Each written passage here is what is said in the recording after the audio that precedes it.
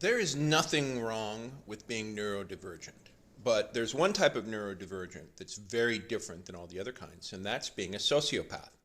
Sociopaths, most of them, have a natural adaptation and evolution that lets them cope, and it's basically charisma. But to have that charisma, they need victims.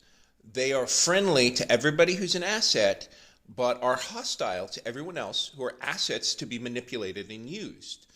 And to be able to cope for that, to be able to cope for their lack of empathy, they have an internal narrative. And the most extreme version of that is what we see in serial killers. But even lesser sociopaths have that. And sociopaths recognize and promote their own.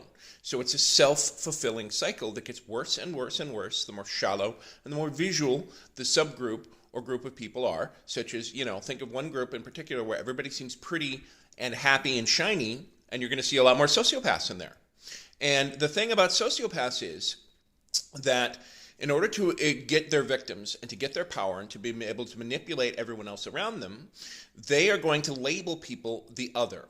And so when you see others manipulated in terms of pagans or LGBT or minorities or foreigners, right? That's sociopaths basically taking advantage of their need to fit into society. And you know how do you counter this? There's a lot of things to fix the world, but if we had psychological examinations required for our business leaders, our civic leaders, our political leaders, and even our religious leaders, suddenly it would be a lot harder for these sociopaths to promote their own internally and make the world a darker place.